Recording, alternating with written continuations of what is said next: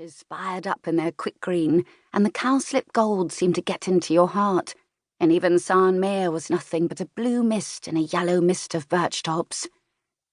And there was such a dream on the place that if a wild bee came by, let alone a bumble, it startled you like a shout. If a bee comes in at the window now to my jar of gillyflowers, I can see it all in clear colours, with Plash lying under the sunset, beyond the woods, looking like a jagged piece of bottle glass.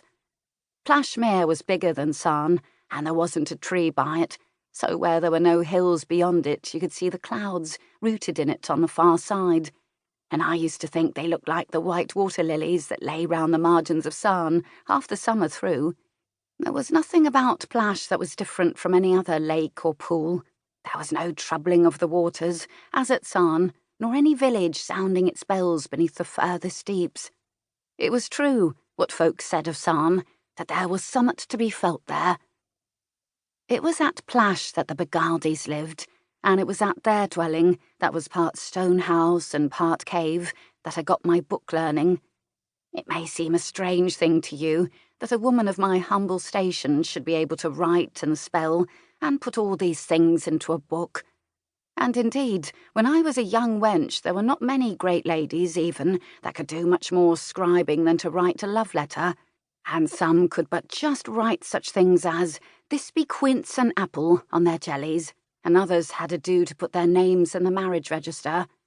Many have come to me, time and again, to write their love letters for them, and a bitter old task it is, to write another woman's love letters out of your own burning heart. If it hadn't been for Mr. Beguildy, I never could have written down all these things. He learned me to read and write, and reckon up figures. And though he was a preached-against man, and said he could do a deal that I don't believe he ever could do, and though he dabbled in things that are not good for us to interfere with, yet I shall never forget to thank God for him. It seems to me now a very uncommon working of his power to put it into Beguildy's heart to learn me.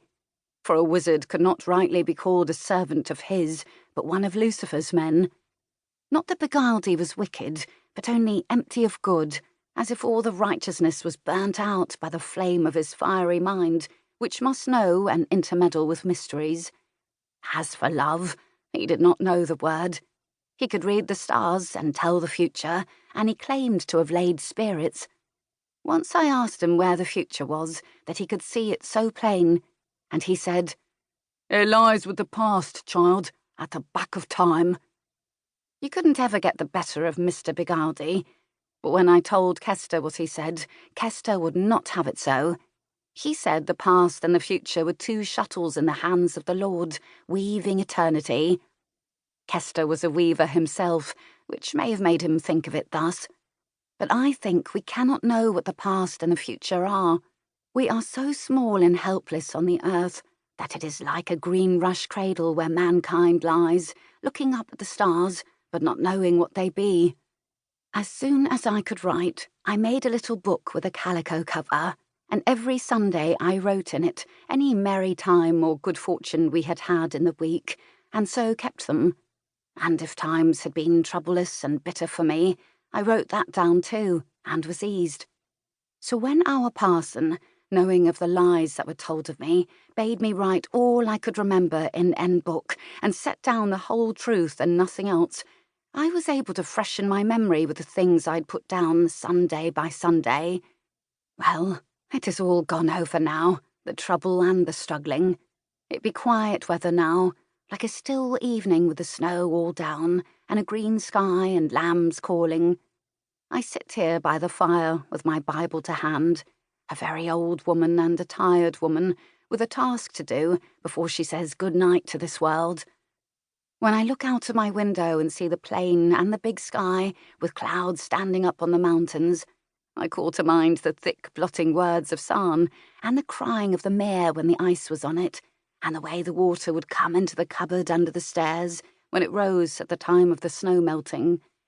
There was but little sky to see there, saving that which was reflected in the mere, but the sky that is in the mere is not the proper heavens. You see it in a glass darkly, and the long shadows of rushes go thin and sharp across the sliding stars, and even the sun and moon.